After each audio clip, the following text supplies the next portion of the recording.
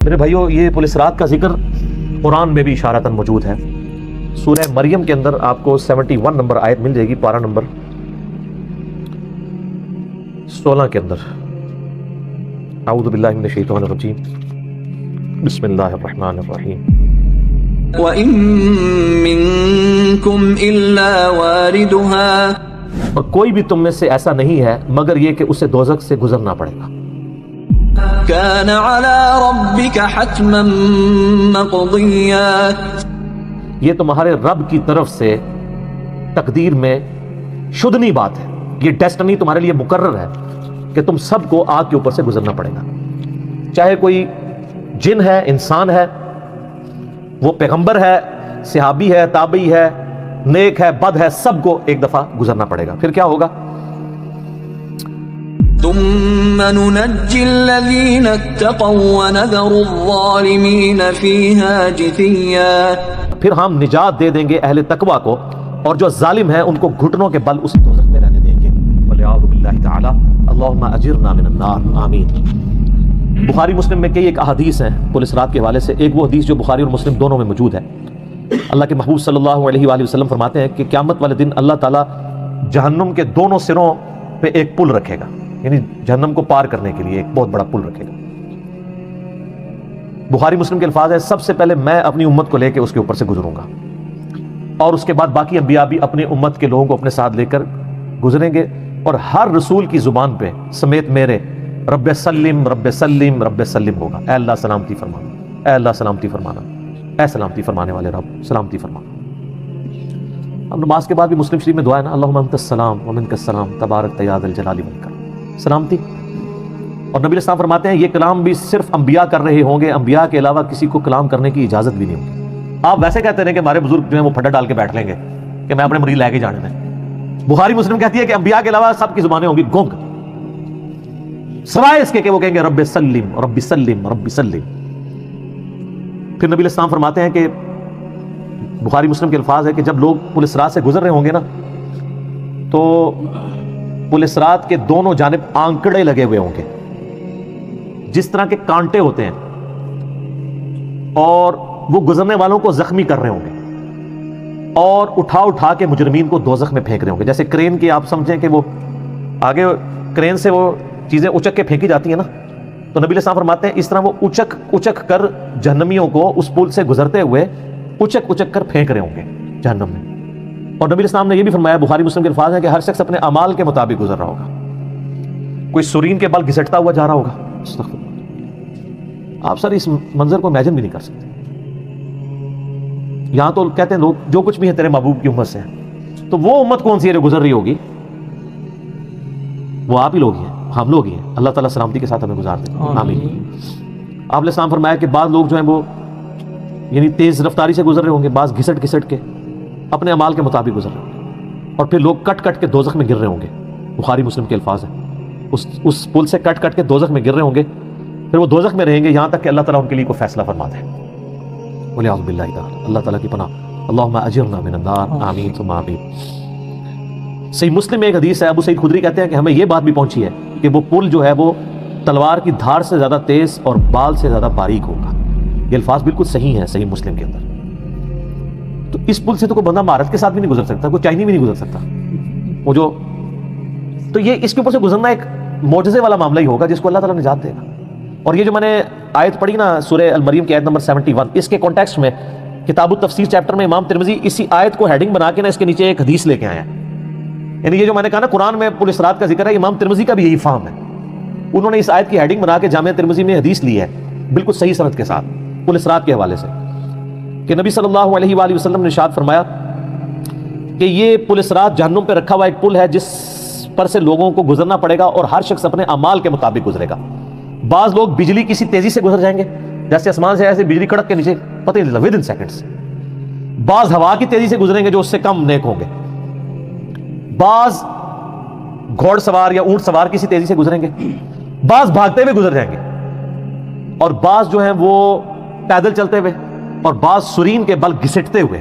سر اتنا لمبا پل، پتہ نہیں کتنی مسافت ہے، بلکہ بخاری مسلم الفاظ ہے، نبی نے فرمایا کہ اس پل کی لمبائی اللہ ہی بہتر جانتا ہے، مجھے نہیں پتا کتنی۔ اوئے ہائے ہائے ہائے، اور بعض ایسے ہوں گے جو کٹ کٹ کے پھر دوزخ میں گر رہے ہوں گے، اور ان کا معاملہ پھر بعد میں اللہ تعالیٰ طے کرے گا کہ ان کے ساتھ کیا کرنا ہے۔ استغفر اللہ۔ جامع ترمذی میں ایک حدیث ہے، حضرت انس بن مالک جو حضور کو 10 سال تک وضو کرواتے رہے، بخاری مسلم میں ہے، ترمذی میں الفاظ ہیں، وہ کہتے ہیں یا رسول اللہ کیا مجھے آپ میری شفاعت کریں گے؟ فرمایا میں کروں گا۔ تو یا رسول اللہ مجھے اپنا پتہ بتا دیں، میں آپ کو کہاں تلاش کروں؟ انہوں نے انشور کیتا ہے، آپ نے فرمایا تم پورے صراط پہ آ جانا۔ اوئے ہائے ہائے، تم مجھے پورے صراط پہ دیکھ لینا، میرے امتی گزر رہے ہوں گے، میں ان کے لیے سلامتی کی دعا کر رہا ہوں گا۔ کہا یا رسول اللہ اگر پورے صراط پہ نہ پاؤں؟ تو آپ نے فرمایا کہ پھر تم میزان عمل پہ آ جانا، جہاں لوگوں کے نامہ اعمال تولے جا رہے ہوں گے۔ نبی الاسلام کا نامہ اعمال نہیں تول رہا ہوگا، آپ کو تولا نے امن دے دیا نا، انا فتحنا لک فتحا مبینا، اور بخاری مسلم میں حدیث ہے، حدیث شفاعت کے سارے نبیوں سے لوگ ہوتے ہوتے حضرت عیسیٰ کے پاس جب اینڈ پہ آئیں گے نا تو وہ کہیں گے بس ایک ہی شخص ہے جس کو امن ملا ہوا ہے، تو محمد رسول اللہ کے پاس جاؤ، وہ شفاعت کریں گے۔ تو آپ علیہ السلام اپنی امت کی خاطر ہی یعنی میزان عمل پہ تکلیف کاٹ رہے ہوں گے۔ کہا یا رسول اللہ میزان عمل پہ بھی نہ پاؤں تو کہاں جاؤں؟ فرمایا پھر تم حوض کوثر پہ آ جانا، میں وہاں پہ اپنے امتیوں کو مشروب پلا رہا ہوں گا۔ بخاری مسلم میں درجنوں احادیث ہیں، آسمان کے ستاروں کے برابر اس کے برتن ہیں، اور جو ایک بار پیے گا وہ کبھی پیاسا نہیں ہوگا۔ جنت میں لوگ مشروب لذت کے لیے پیئیں گے، پیاس کی وجہ سے نہیں پیئیں گے۔ ان کا یا رسول اللہ اگر آپ مجھے پل صراط پہ بھی نہ ملے، میزان عمل پہ بھی نہ ملے، اور آپ صلی اللہ علیہ وسلم حوض کوثر پہ بھی مجھے نہ ملے، تو پھر میں آپ کو کہاں تلاش کروں؟ آپ فرمایا تم مجھے تلاش کرنا، میں ان 3 میں سے کسی ایک جگہ پہ ہوں گا۔ تو بخاری مسلم میں پھر یہ بھی آتا ہے کہ میرے حوض کوثر پہ کچھ لوگ لائے جائیں گے، میں کہوں گا اصحابی اصحابی، میرے ساتھی ہیں، تو مجھے بتایا جائے گا کہ آپ کے بعد یہ دین سے الٹے قدم پھر گئے تھے، انہوں نے دین میں بدعتیں جاری کر دی تھی۔ آپ فرماتے ہیں میں کہوں گا سحقا سحقا لمن غیر بعدی، کو دور کر دو مجھ سے، میرا ان سے کوئی تعلق نہیں۔ بخاری مسلم میں الفاظ ہیں، عبداللہ ابن ابی ملیکہ جب یہ حدیث بیان کرتے تھے تو کہتے تھے اللہ ہم تیری پناہ میں آتے ہیں اس چیز سے کہ تیرے نبی کے وفات کے بعد ان کے دین سے الٹے قدم پھر جائیں۔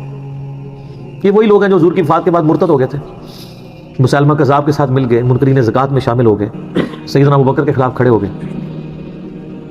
اور یہ صرف قانوناً صحابہ کے بارے میں صرف یہ حدیث نہیں ہے، عام امتیوں کے بارے میں الگ سے حدیثیں بخاری مسلم میں۔ یہ نہ سمجھیں گے پچھلے لوگوں کے لیے، قیامت تک کے لیے جن لوگوں نے دین میں بدعتیں جاری کی ان کے لیے حدیثیں ہیں، اس میں امتی کے الفاظ بھی ہیں، وہ بھی بخاری مسلم۔